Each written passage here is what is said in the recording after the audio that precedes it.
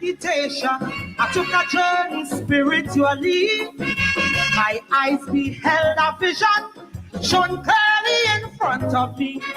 Well, in the vision I saw an old man slowly beating a drum, humming a melody that was strange to me. Then he called me and said, Sandra, come. He arose and he showed me a country, beautiful everywhere, a land of endless bounty and the riches beyond compare.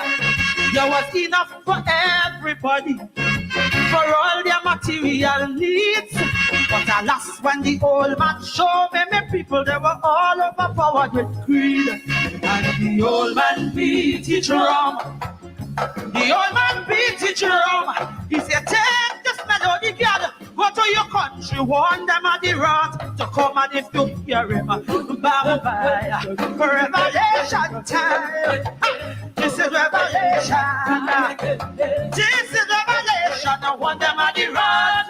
You gonna get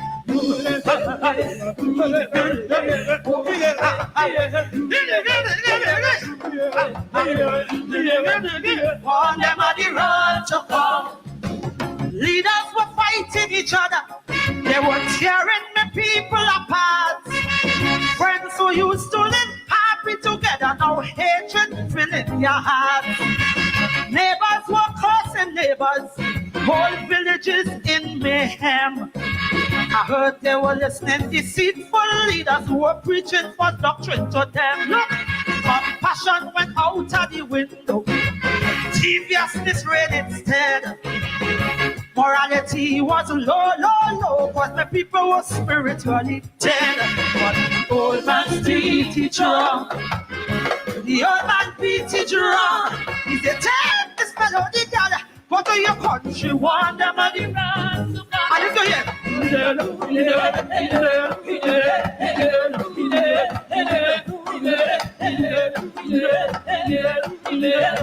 warn them of the wrath. Revelation.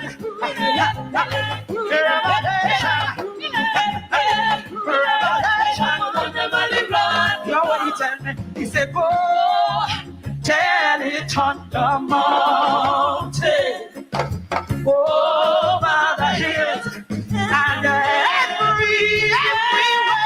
Oh, tell it on the mountain. The old man beat his drum.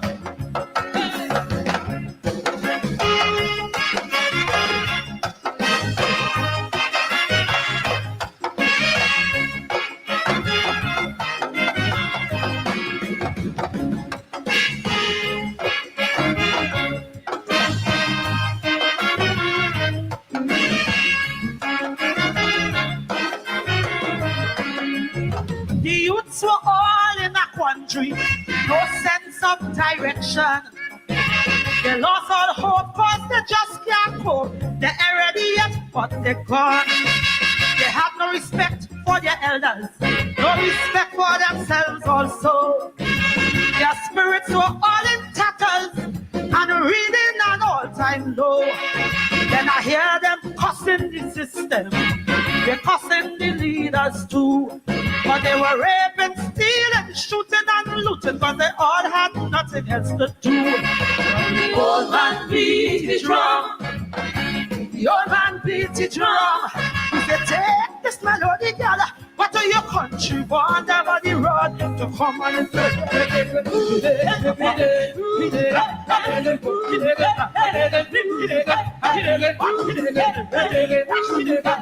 warn them of the road to come. You're gonna get revelation time. This is revelation. This is revelation. Warn them of the road to come.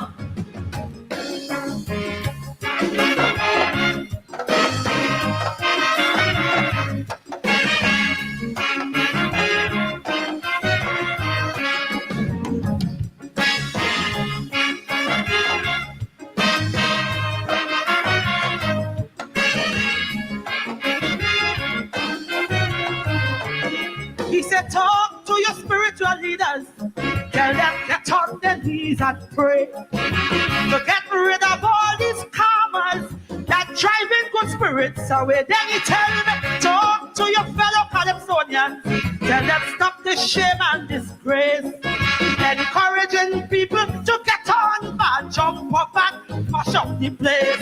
But behold, I saw the sunrise coming over the mountain range. The old man said, that is a symbol of hope if your people get serious and change. But the old man beat the drum. The old man beat the drum. He said, take this melody, girl, go to your country, warn them of the wrath. I know you guys feel that. Oh, yes.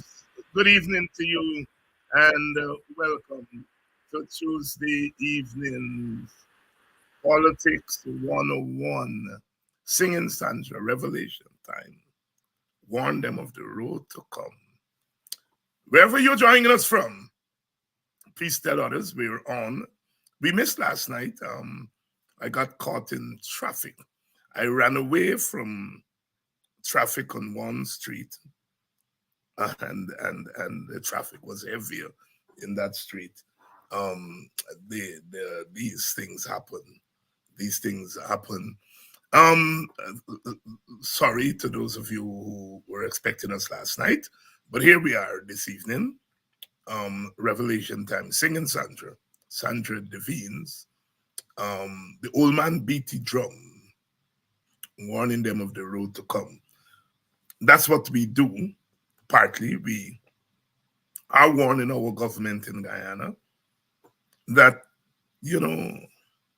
fix some things, get your governments right. Stop this thing of believing that you can represent one side of the ethnic divide, but govern in the interest of all.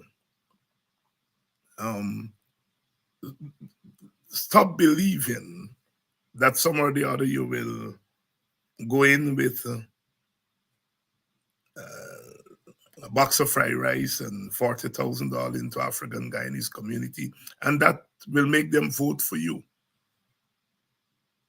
We are warning them that, you're going down that road.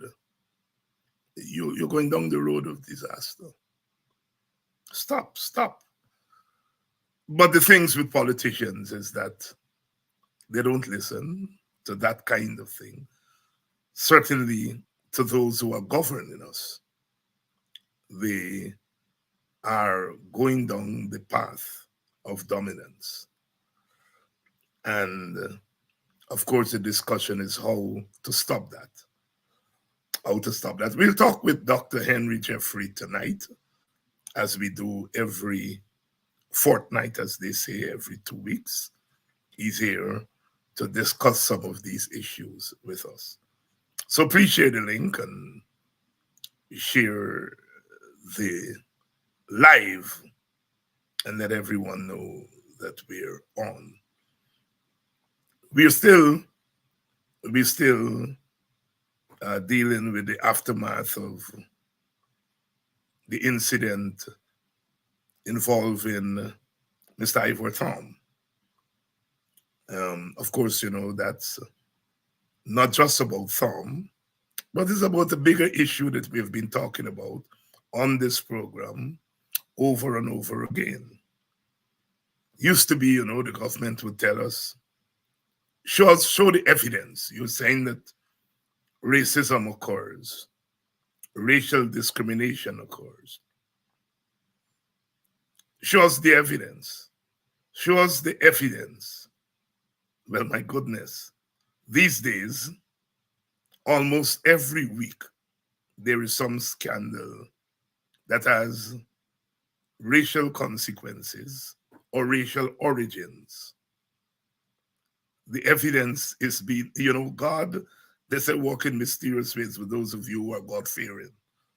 And God get a way of, don't come, we just send. And So the vice president says, we're sorry, that's not who we are. But we are saying to you now for approximately 4 years, whether you believe it or not, that's who you have become. And so when we see that incident involving Ivor Tom, the rest of us are not saying we told you so. Because, an incident like that is too serious to treat in that way. But the fact of the matter is that we told you so. And some of us told you so because some of us took the time. Thanks to you, the ordinary people, thanks to you, the citizens of Guyana, we took the time to study some of these issues as scholars, as political activists. And so in many regards, we know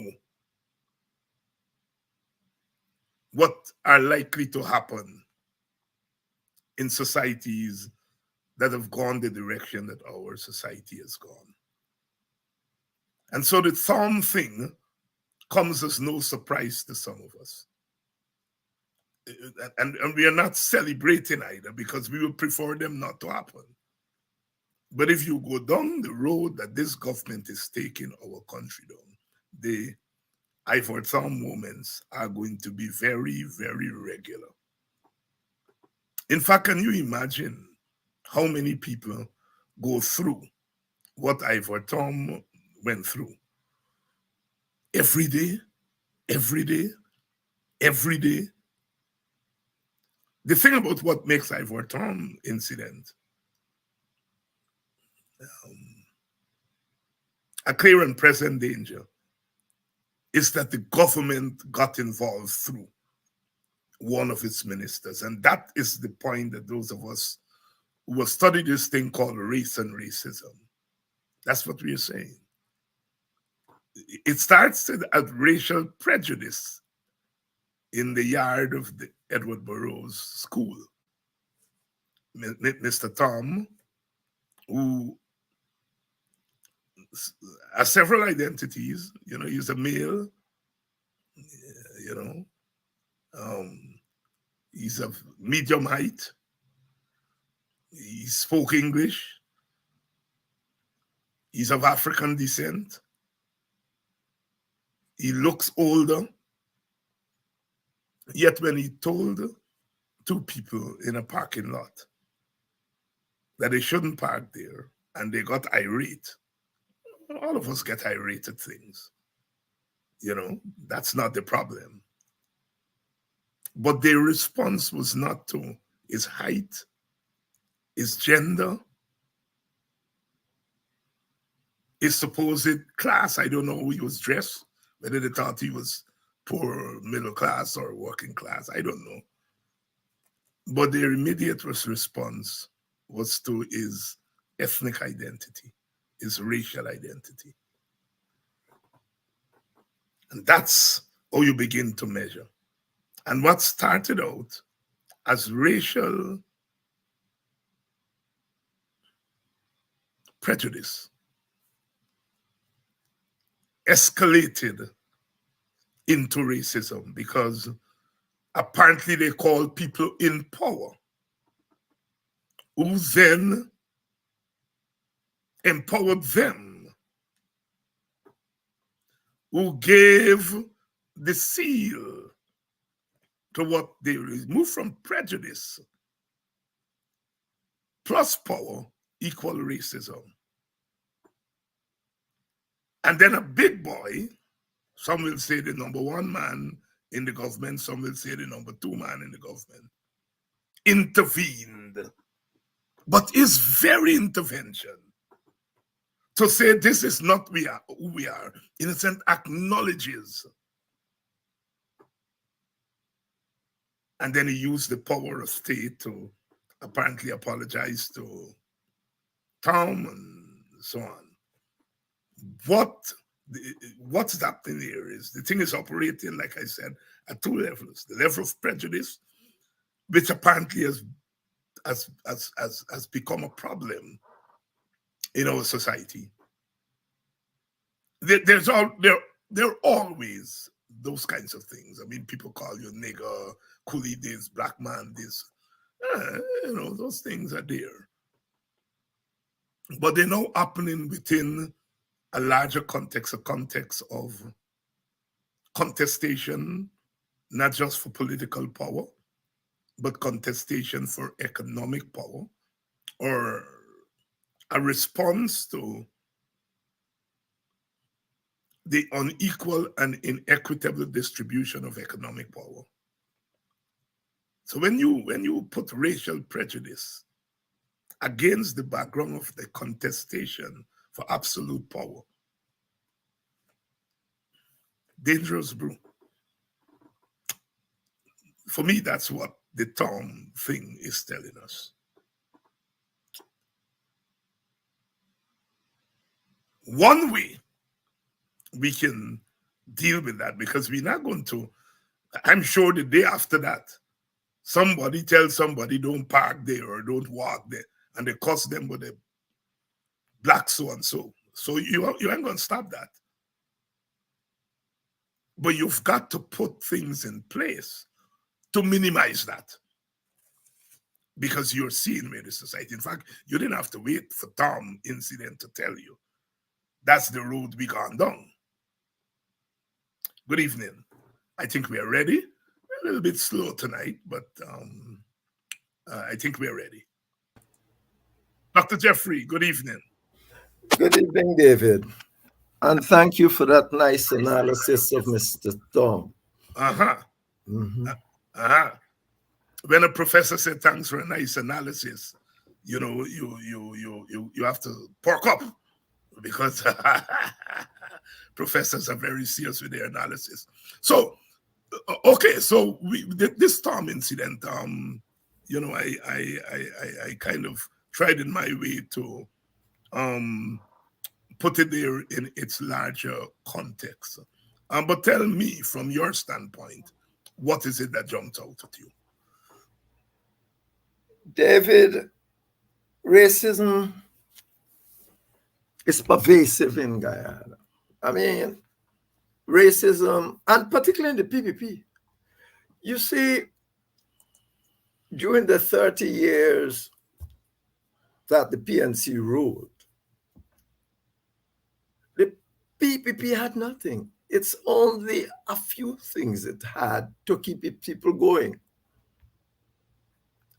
PNC racism, PNC equal African racism, rig election, and Burnham dictatorship. It's about those three things they could put together. They ain't got nothing else. And the people you see driving that car and the thing, they grew up in a cultural context of just that. They have been socialized to believe that, and all the other negativities that follow. Because once you start looking at the people negatively, you can find a whole lot of other things to say about them, and you can conceive the world in a way that they are more negative perhaps than they could ever possibly be. So that's a norm. And I understand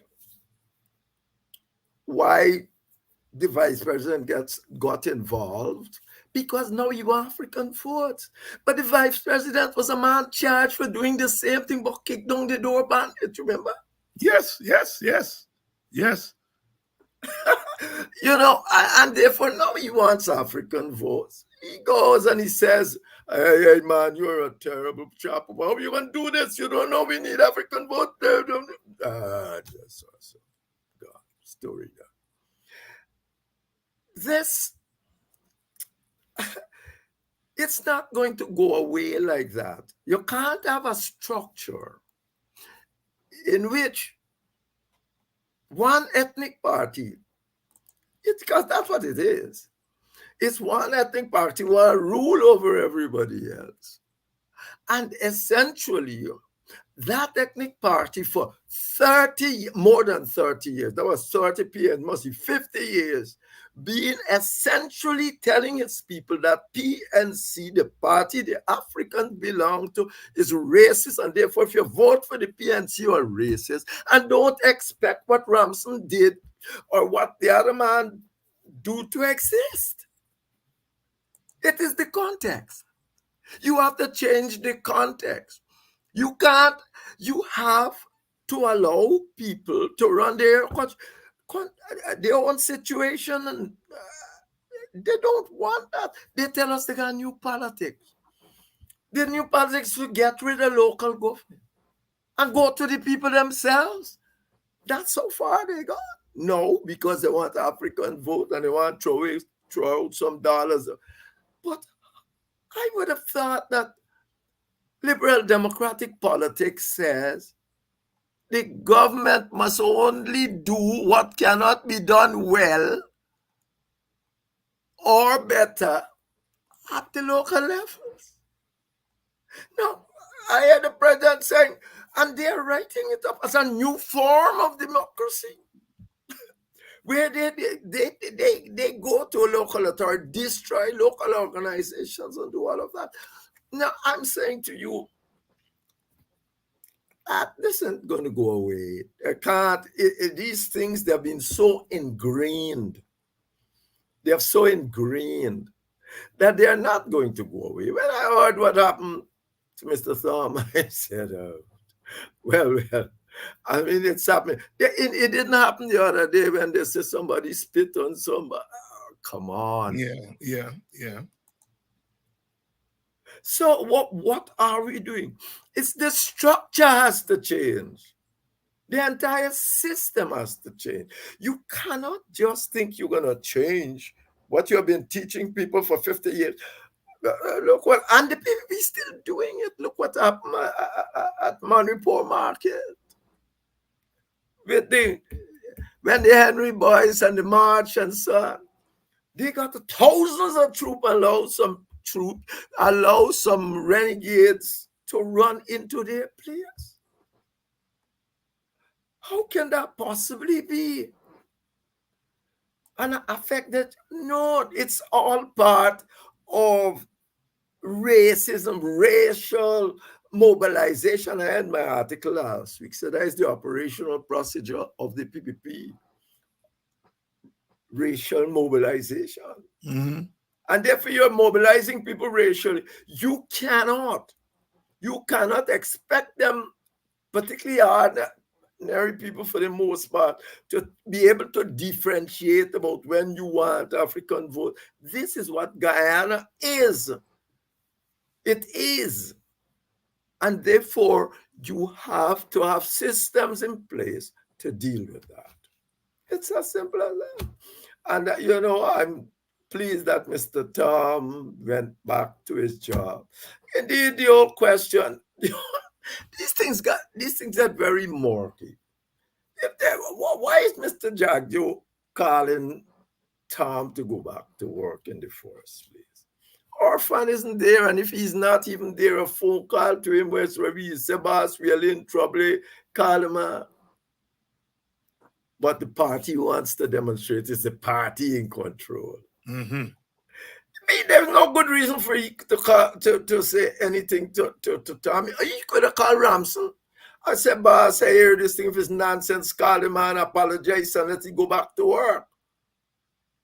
Why you call the man and then have to berate Ramson? Because you want to show the party is good.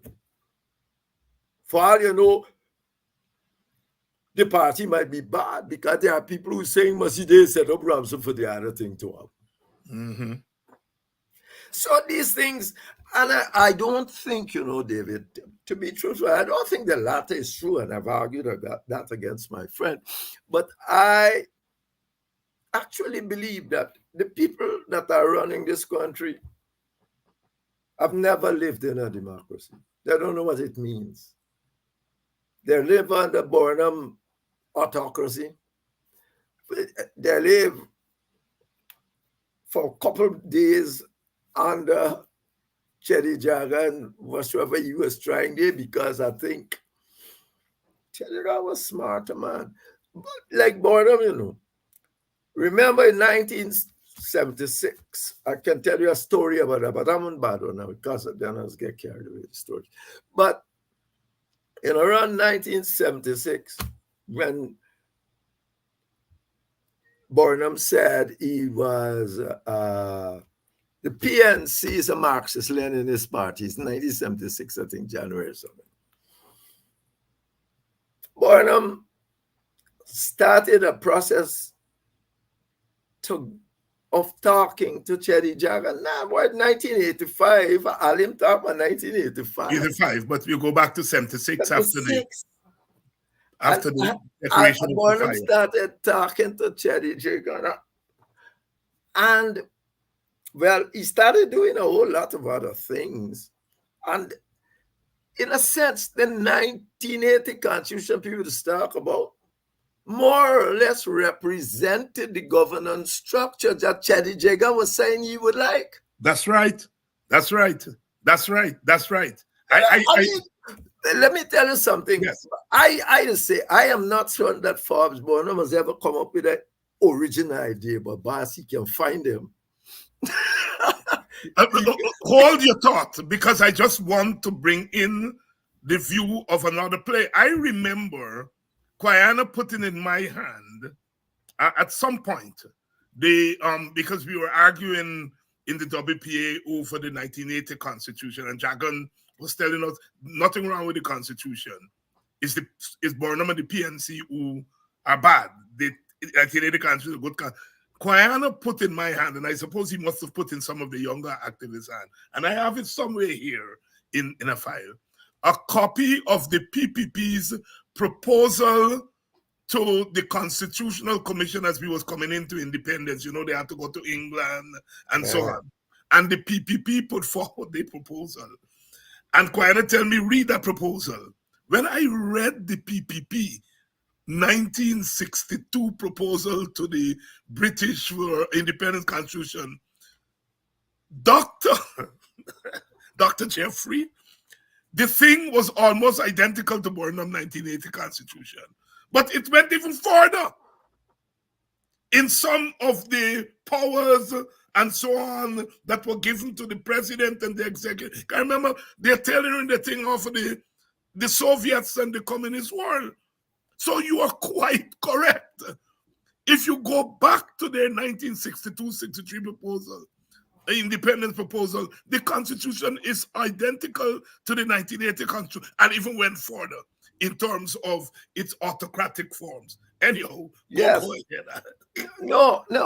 And you see, Burnham, that 1980 constitution was crafted in terms of what Chetty Jaga wanted. He even wanted it when he come back and asked for shared governance. I don't know this, but after I read the two things and I saw how 1976 went, that I was involved in for another day. But I said this here. But Burnham also read what's happening in Europe, in Eastern Europe, when the Polish and all that, and Kissinger, and the kind of milieu that was existing there, showing clearly that the Soviet mightn't survive. So Burnham know that he depended on Jagan also against the thing. Jagan was a stopgap for America against, but if the Soviet finish, they're gone. So it was time to change track, and that, so all those things came in to provide what is in the 1980 Constitution. But people run around, they just watch at things and says, oh, it's a thing, Constitution, it's all that. Yes, was all that. Burnham was an autocrat. There's no question. I've never doubted that. But I've also said that Jagan is responsible for Burnham because he was taking the whole Caribbean into communism.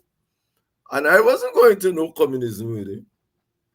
And myself and him, we had this discussion all our lives. Yes, when communism fell, I met him and I said, your time come.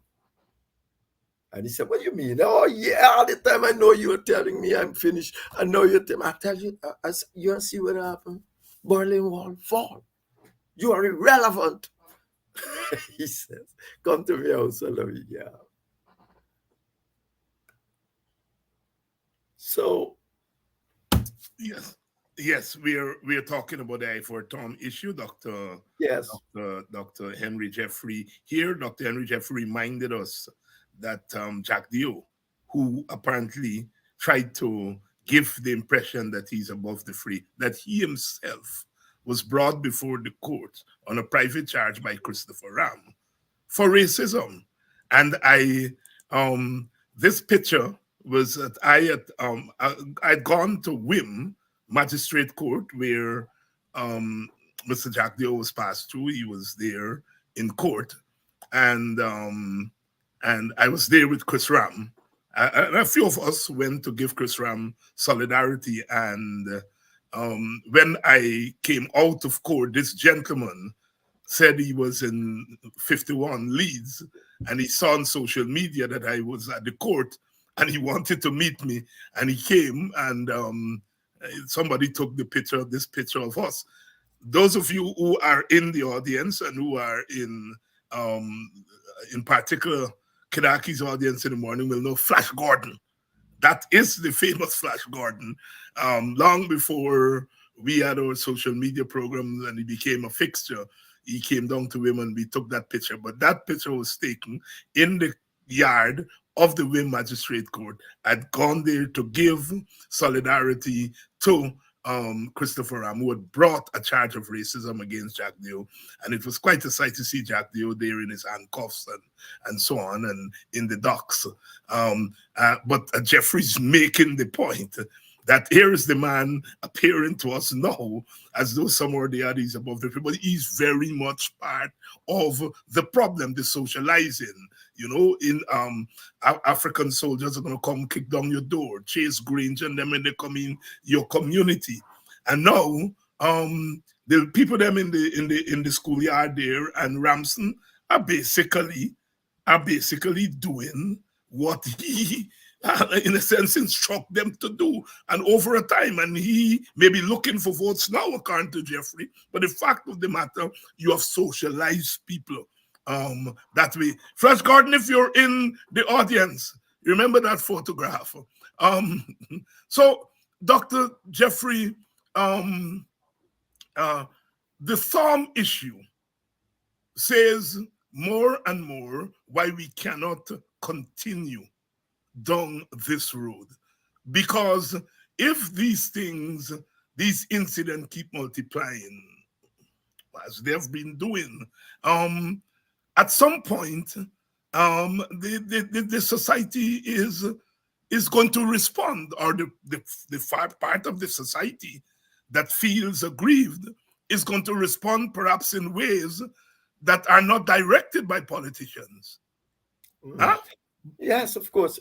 The point I was trying to make is that the PPP has no credibility to try to rule black people. It's an ethnic party. It got more than 90% of its vote from ethnic people. It has mobilized over 50 years on notions of ethnicity and against black people, a black party. Even if not black people, it translates into that you're voting for black party. They have no credibility to want to rule black people. And in any case, they can make a similar story. They will say, oh, y'all, PNC and all that. Fine. I'm willing to live with that. What I am saying to you, that the nature of governance has to change. The nature of government can't be that you're going to now say that local government is irrelevant. I go in and meet the people myself.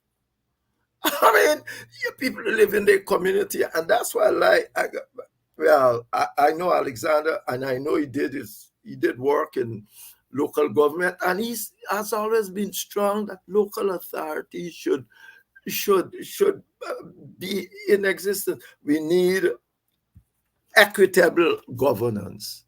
Not this thing with majority rule foolishness. We need equitable governance in Guyana. If you don't have it, you're going nowhere. You can have a majority. Yeah, a majority. You know that's what gets Jagan in trouble. Majority rule. Mm-hmm.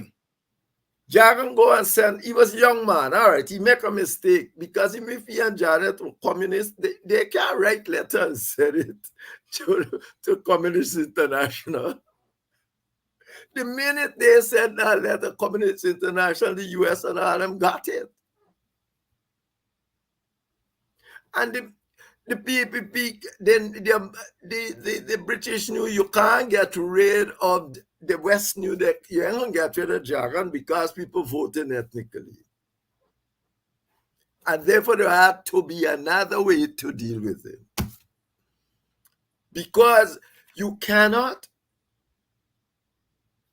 have a situation in which what you are trying to fight for, trying to destroy the very thing you are saying you want to fight for. Communism, as we know it at that point and still is a dictatorial system. It's been there. And Jagan, well, as I said, me and Jagan had a discourse all his life. But what I did not know is that he sent a letter. I said, you're a communist. I'll tell him all my life. And I said, he went to the governor, not the governor, the secretary of Guyana.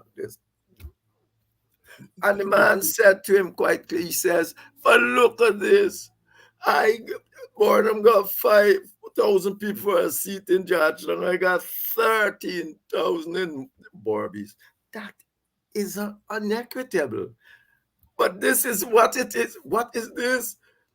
He said, this is only trying to get rid of the PVP. The man shake, he said, yes, that's what we want. Because you can't use democracy to get rid of democracy. Mm-hmm.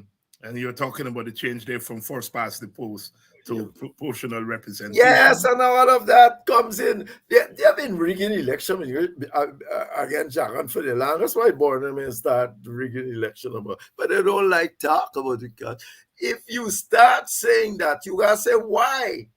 Why your friends were rigging election against you then? They were rigging election against Jagan long. The truth is, Jagan was a communist. He wrote a foolish, that's his ideology, but he wrote a letter. He's a young man. He said what? Youthful exuberance, that is how he put it. He wrote a letter to the communist world. The CIA he got it and scared to the American. Story done about Jagan. To this day, they can't accept it. They're socializing this. All they can think is, oh, Burnham rig election. They can't see Burnham save them from communism. Save them. Oh, Burnham was a little communist himself, and when he started moving, what the Americans did to deal with him in the same ways. Dr. Henry Jeffrey here is interpretation of the movement of Guyanese history, and we are seeing a lot of that movement today. Jeffrey, 2 weeks ago in your column, you had a very tantalizing title of your column, Suriname graduated, Guyana failed. Suriname graduated, Guyana failed. Talk to us. Well, essentially, the democracy is considered maybe the most comprehensive. You teach a comprehensive democratic index in the world, largely because they don't only take what elections, they take all the qualities of the elections process. So they have started from liberal democracy. That means you have all the qualities, open government, nice local government processes, and all of that. And you have a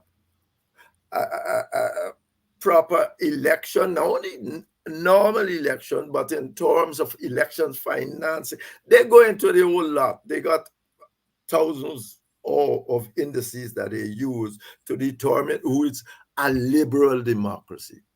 In the Caribbean, Barbados, Jamaica, Trinidad, because those are the ones there that I've seen, are considered liberal democracy minus. I mean, they minus some of the values of liberal democracy. So they are democracy. You can't just say, we are democracy because we hold election. That's nonsense. That is old term. Indeed, you can be a democracy and be very terrible and bad country. You can get people voting for Hitler and they didn't vote for Hitler. Hitler win an election.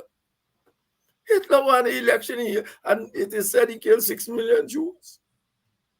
So you can win elections and be maybe the world a very bad government. So unless you have the moral values of democracy, you're not. And essentially, the VD has this process going on and on. And in 2024, Suriname became a liberal democracy minus like the rest of the Caribbean. Guyana remained an electoral democracy, but it changed from minus. I mean, electoral democracy without even some of the features of why electoral democracy should have. And now they're in gray zone. The gray zone is that we are now in this thing that this thing can be a dictatorship for all we know. Because we can't call it minus now, it's gone its way. And that's what Guyana is. It is not, when people talk about Guyana being autocratic and all of that, well, it's an electoral democracy minus in a gray zone. The gray zone is like if it's an autocracy. And that is perhaps with the best system. Anybody can go and check it. It's there. Perhaps the best, the most comprehensive, certainly, system. Trying to walk away from all these people having elections. Maduro had elections. Russia has election, China has election. Nobody considers them democracies in that sense. So, well, except what is the differentiation between Guyana and Suriname? Why Suriname has gone ahead of Guyana? What Suriname did and what Guyana didn't do? Well, for instance, one thing. In Guyana, you got 15 days to do some budget. You put the budget in terms in the thing and it come out just the same. For the most part, that's what happened. In Suriname, you got to spend 3 months. Suriname constitution says budget must be there for 3 months in keeping with international best practices. And every civil society and everybody must be involved in what is going on. In those 3 months, if ministers must answer questions, and if they don't answer questions, it goes back unfinished when they answer the question and all that sort of thing. Not here you answer any old question any old way in the parliament and it's passing. So, I mean, Suriname, the president, to be president, you gotta get 2/3 majority in parliament. Mm-hmm. That means no president can just be president. And by the way, Suriname, the population, the Indian population is the highest with 27%. But that is about it. The others split up in all sorts of things. So who is the vice president? What is his name? Brunswick. Who is an African, I think he's one of the, what we call Juka, no? Right. Yeah. So effectively, what you have is a plurality kind of government, because remember, Suriname is a real plural society. Yeah. Right? It has, as I said, the only group of as much as 20, but you got Javanese, you got all sorts of people, and therefore it's a plural society. To win the presidency, you gotta get 2/3 majority in parliament. In Guyana, you're gonna get 1 seat majority. In fact, as you don't even have that. In 2011, you didn't even have that. You won the presidency and you were able to. Exactly. It's ridiculous. It's foolishness. Therefore, the system need to adapt to you. And Guyana is worse than Suriname in terms of the difficulties of government because two parties got 40%. You see, ethnicity, I'm not talking about Indian and so on. They get about 40%. And if you got 40% out there, you can't, as Arthur Lewis said, you can't keep 40% of people not making decisions for themselves, or you're going to run into trouble. And as Orr says, essentially, if you give me the same information, I can come up with a different story to show about you. So when you go to election, what are you doing? The system is wrong. The system is terrible for a multi-ethnic bi-communal society. We are more like Ireland than on Suriname. Yeah. Your column this week, Vincent Alexander and Constitutional Reform. And for you in the audience, you can get Dr. Jeffrey's columns, The Village Voice. They're published in The Village Voice every Sunday, so you can get his column there called Future Notes. Henry, your column this week, Vincent Alexander and Constitutional Reform, and it came from a forum sponsored by the Burnham Foundation, led by Vincent Alexander. And I must say that forum, the Red House was invited, meaning the PPP was invited. According to Vincent Alexander, they gave him their word that they would participate in the event. And then they later sent a written memo to Alexander saying that they would not participate. So they gave an oral promise to participate, and then maybe they considered, or it went to Jack Dio and the higher ups, I don't know, but they then wrote Alexander saying they will not participate. So I just wanted, and the reform that the forum was organized by the Burnham Foundation. Now, can you imagine what it could do for our country if the Burnham Foundation is putting on an event on an issue that is of national importance, and that the PPP turns up to that event?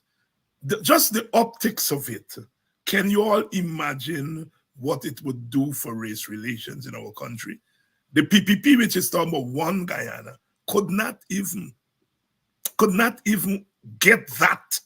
They could not get that to say, if we go with all that we are saying about one Guyana, if we were to show up at an event sponsored by the Burnham Foundation, where you have people from the PNC, people from the PPP going to be there, Jeffrey's going to be there, it's an opportunity to show this country that we are really for one Guyana. No, the PPP didn't show up. Anyhow, Jeffrey was there, and his column this week, Vincent Alexander and Constitutional Reform, was written against the backdrop of that forum. Over to you, Mr. Jeffrey. Well, you see, that's a nice piece of analysis of the ideal context, Yes. But remember, Jeffrey is there, Alexander is there, the PNC is there, not just to sit there. It's to listen what the PPP would say. And that is the PPP don't want. You know what I mean? And this is not just they're gonna be there.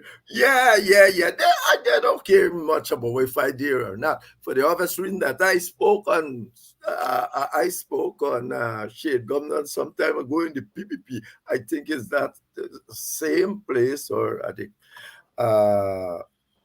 a church in King Street. But I'm saying to you that, so no, remember, you are at a point of time where everybody is saying to the PPP, change the system.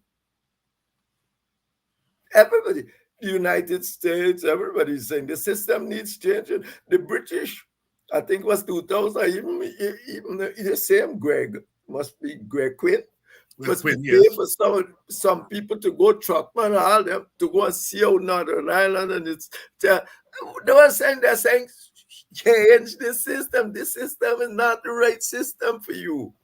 No, the people don't want to come to Northern Ireland because effectively the game is stacked against them in real terms. They are the ones that are preferring to be an autocratic government. There can't be a democracy if they don't change the system. They can't. It's impossible. It's a choice they have. Democracy, a consortium, shared governance, whatsoever, all over our autocracy. So they prefer to be an autocracy. But they don't want to be a racial autocracy. They don't. Because that means that the whole world will turn against them. Because largely the world, though a whole lot of countries are autocratic governments, but a whole lot of countries aren't racist and doing racial things. And they will never be able to enter Africa if that is properly sent about. The truth is, that is their problem. They're not going to have to come there and just sit down. They have to come there and tell us what they want, what they intend to do, and they certainly did not intend, do not intend to want the system changed. Well, they certainly don't want electoralists change. We know that as a point of fact. Although the European side should change, although the CARICOM group, counting group, said that it should change. They don't want to change. But all these things should change before any election for a start. But they can't want it changed because they want to dominate. You see, if there is you can't lose. The great problem here is the whole question, is the winner takes all. And therefore everybody trying to just win. They're not thinking about Guyana. Why you got to win to run Guyana? Look at Switzerland. Look at Denmark. It's the nature of your situation. Look at Northern Ireland now. If you have a problem, yes, we get a log jam, and well, keep the problem, but that don't stop the government from going on. That problem, as I said in my article for a couple of weeks, I'm certain Ravi there would have loved to be in a position when the government, the FC government, did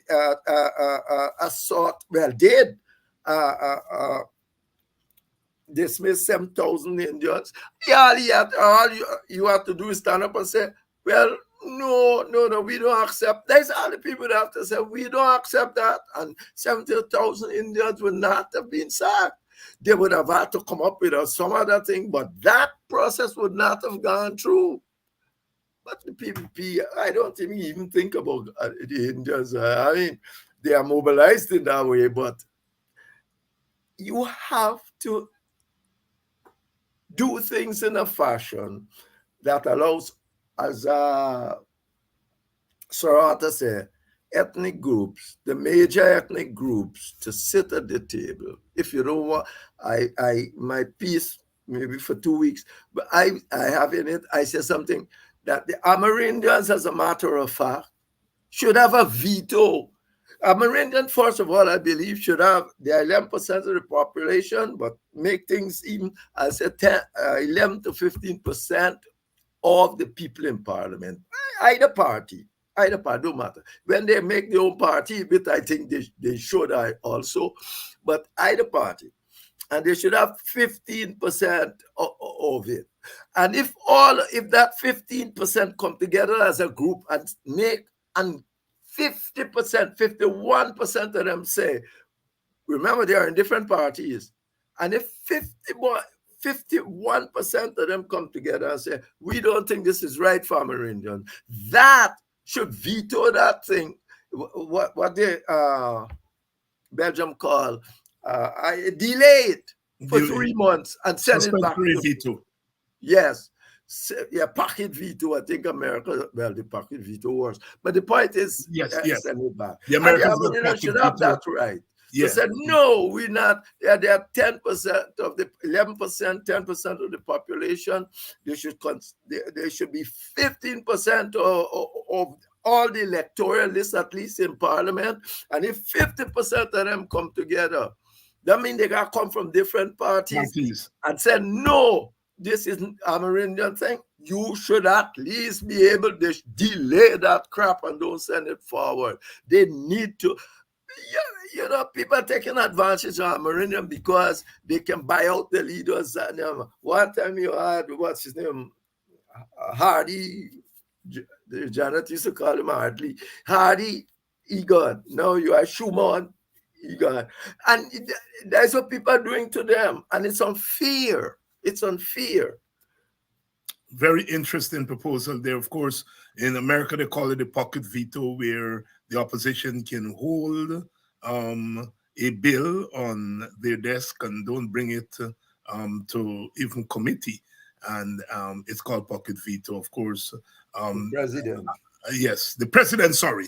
The president can hold a bill on his desk and don't exercise the veto in a sense, vetoing it by holding it there. And in England, the House of Lords has a 6-month suspensory veto. A bill goes there from the House of Commons. The House of Lords can hold on to it for 6 months. After 6 months, then the House of Commons can act, but except the money bill. I think it's except the money bill. Except the money bill. So the model there of at least having a veto at the time is there. Yes. And the Swiss in their presidential different. system, where they have co-presidents, each president has a veto. You know, so sometimes they tell us, tell us where this thing work. Power sharing, shared governance can work. And I remember Guyana writing something saying, how do you know it can work if you never work it? Something he wrote called Common Sense about power sharing. He said, how do you know it can work if you never work it? Right? And, the fact of the matter is the winner-take-all system in a lot of societies that look like us, either plural societies or bi-communal societies, have played around with one aspect of power sharing or the other. Even in places as extreme as Kenya, when they had their political violence after the election about 15 years ago, they went into a power sharing arrangement where the leaders of the two parties share power, one president, one prime minister, and so on. Zimbabwe, under the much hated and maligned Mugabe, South Africa, where Mandela set aside a certain number of seats for the apartheid party. Today, the remnants of the apartheid party are in power with the ANC. So the point we're making is that this system doesn't fall from the sides of the sky. People have been talking about it and putting into operation elements of it, even if it's not the entire thing. And the PPP stands alone in Guyana, being against any form of power sharing. But is that true, David? What you hear from the PNC? Well, they dance around with it. They dance around. They're just dancing around. They had the opportunity. So it's they're dancing around. But it's these people being socialized in a given way. Yeah. And that's what we make. All these people are autocrats in their mind. They socialize. You gotta live in America for 100 years, so you know what's going on and how things different. America is a power sharing arrangement. You take look. How is it that Trump can get less votes than Hillary Clinton and still win the election? Please tell me, how is it California got 2 senators and Rhode Island, the 2 people got 2 senators? No, because democracy is not about what So what I call pure majority rule, it's about the kind of majority rule that's acceptable to all of us. To all of us, yes. All You those know, things. it's you got to have it constitutionally properly put. This thing about majority, this is again PPP propaganda. These people, they're supposed to have woken up with, and to an extent, our PNC kind of African people are bought also. Because nobody else have ever put a different process, because they never had an interest in putting a different game. Yeah. You know, it's interesting when we were having these discussions in the early 2000s in the newspapers and otherwise. I remember a PNC man at that time. I'm trying to remember his name. He's married to John Carter's daughter. He was ambassador to the United Kingdom under the coalition government. But Hoyt was the stumbling block. And I remember him writing me and telling me, Hoyt is coming along, but you have to give him some time because he's so socialized in the Westminster system. Yes. That just to get that passing was very difficult. Yes. But eventually, in 2002, Hoyt came around. Yes. He had said that power sharing is protean. I remember that so well, right? But he came around in 2002 and said power sharing is a system whose time has come. Unfortunately, he died 3 months. He came out for it in August, and he died in December. And of course, well, you would know what followed there with Corbyn and because you were part of it. But that is the issues that the PNC itself, the present PNC, is not as forthcoming as the PNC under Hoyt/Corbyn. Somebody's asking here, Dr. Jeffrey. The person said, Jeffrey, blame it on Burnham for giving us that stupid constitution. Please do. What? But you were around the PNC. Burnham for nothing. No, he's telling you must blame him. He's not saying you are blaming him. Mm-hmm. He's saying you must blame him for giving us that stupid constitution, right? And so I'm asking you, you were around the PNC at that time. And as you said just now, that Jagan wanted a lot that went into the constitution. But what was Burnham thinking behind that constitution? You know, I want to tell you something. Yeah. Shahab, I told you this, I said this on this program before again. I think Shahab, and who wrote the constitution? Shahabuddin. Shahabuddin was the man writing up and saying this constitution. Indeed, Dr. He makes some very scathing remarks about other people. Oh, if it wasn't for Shahab, we must never get a constitution. And there's another story. And one day I'm going into Sophia. I was going to the place there to meet somebody and I heard somebody say Henry, and I turned around with Shahab. So I turned around and here Shahab says, why are you telling the leader all this nonsense? I said, why? He said, yeah, you and all of y'all in the Mac David and all of you, they're telling him about shit, governance and all of these things. And he said, the Americans go overthrow it. The Americans, they tried to overthrow it at the end of the day. He said the Americans would overthrow us. The truth of the matter is, as I said just now, Burnham was essential for the Americans. Now, somebody, if it wasn't Burnham, there'd be another Burnham. There'll never be Jagan. You can take it from me. They would have never been Jagan. They will never allow Jagan to come here with no communism to bring the whole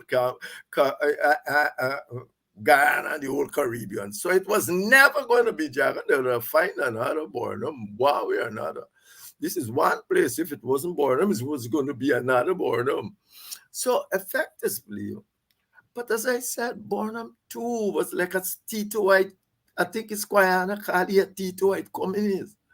You understand? So Burnham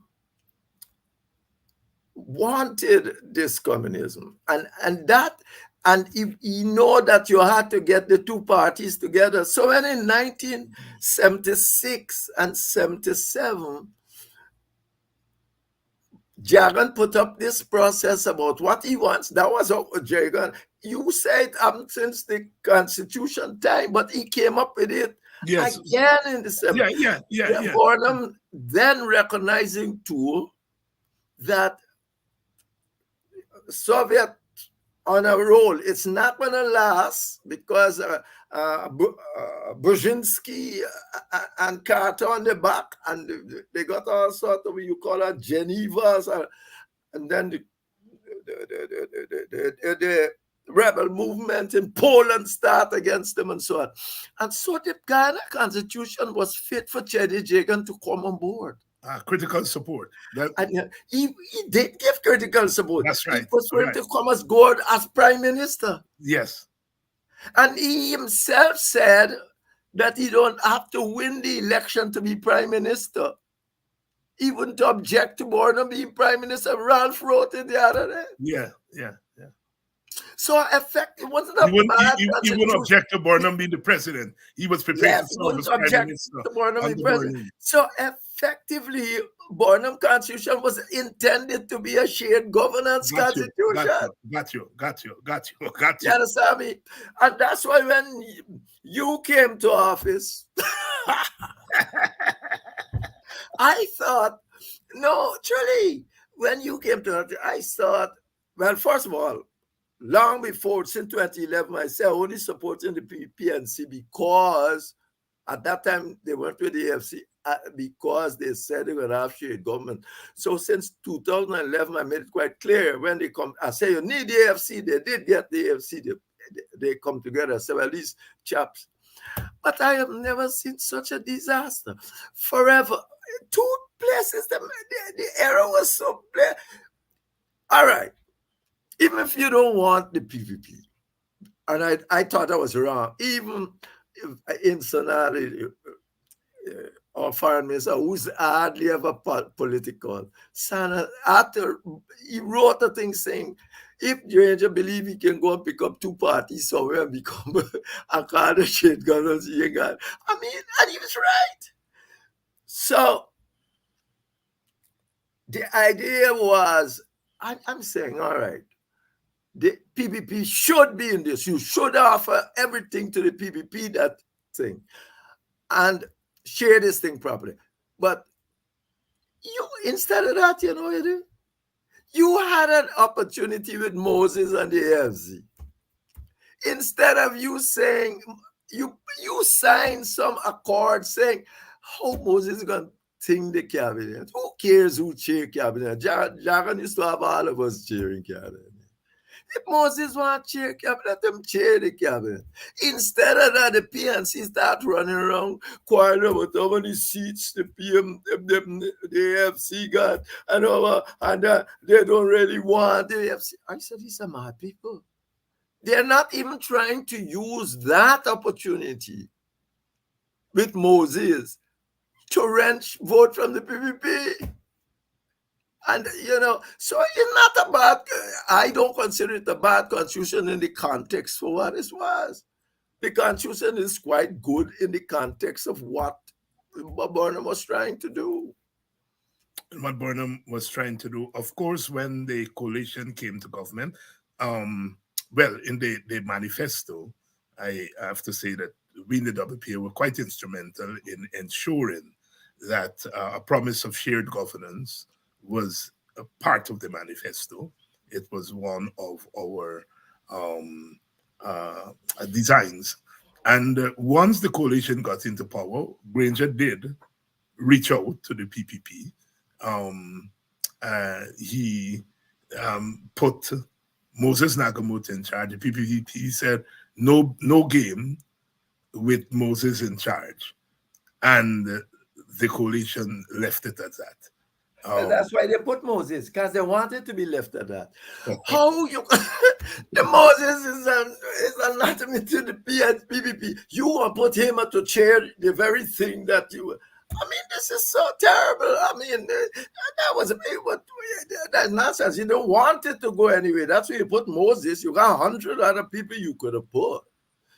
It is quite clear that there was no intention for it to go anywhere. If you can put Moses, the people you are for Moses just left them and all that sort of confusion. And now you put in Moses to change them. I mean, this is nonsensical. It's either you're foolish or something wrong. And that was it. So I have no, but that was the minute I saw that, I said it's nonsensical. I don't want it. You can't put Moses. The minute you put Moses, you don't want it. Story done. Because the PPP want to go have nothing to do with Moses, and rightly so in my view too. Because how you can do this? It's like humiliation, and they're not going to stand for it. And of course, we are on the eve of another election, and the issue has come up again. The issue of something to do with shared governance. And the PPP is state. I remember, and I don't like to drop names and so on, but I met one of the most powerful PPP leaders in this present government. I met him at the same CPL cricket, and he stopped and chatted with me. I don't like to, because he's alive, and I don't like to throw names, but we stopped and chatted for a while. So I said, man, are you going to come on board with shared governance? And he said, David, we had chance, and let me give the PNC a chance to see what them do. No shared governance. So I mean, I'm saying that to say, and this was told to me by one of the most powerful. I'm not calling his name only because I don't like to do those things and say what people tell me and so on and so forth. But you all can read through the lights. He is one of the most powerful. So it was clear that the PPP didn't want no shared governance. And as you, I think, quite rightly surmise here, the PNC didn't want it either, or the coalition didn't want it either. And so we were left there. As we move into this next election, are things going to change? I think so. I think there's a good opportunity for things to change because the international dynamics of change. Essentially, this world, regards Trump win, Trump lose. That's what Guyana is not acting. Guyana and countries like Guyana, the Americans have a good bipartisan act on it for a start. So Trump win or Trump win, this that been going on for the longest while and so on. But outside of that, the world is now divided, and the struggle going on always be between democracy and autocracy. You can't have a PPP autocracy here and fighting a Venezuela autocracy over there. And the PPP autocracy here is getting worse and worse. The government is getting worse. As I said, the Ghana is some gray zone. The next 1 foot is in an autocracy. So how are you going to be fighting Maduro and then fight this? The only way out of this is some form of a shared authority in government. And the PPP is under severe pressure to do just that. Can't fight it any other way. They don't want no Singapore. Singapore is not a democracy. Singapore is an autocracy. The difference with Singapore is that the Chinese are 70%. The Chinese got all this majority and so on, and they've been running that country since 1965. Those are always talk nonsense. So, look, Singapore. Well, the Singaporeans have been holding down all the other groups since 1965. It's one family been running that country. And if that can happen, well, I suppose you will have growth and development and do what you like. Dr. Henry Jeffrey here tonight, as usual, always stimulating discussion. We've been talking about governance tonight, as we do whenever Dr. Jeffrey's here. Whatever the issue, we get back to governance because we feel that is at the center of our enormous challenges as we go forward. Anthony Brown is saying, I would not support shared governance because it's a way to protect corrupt politicians who should be held accountable. And this is part of the problem, is that, within the context. Yes, go ahead. How we going to protect?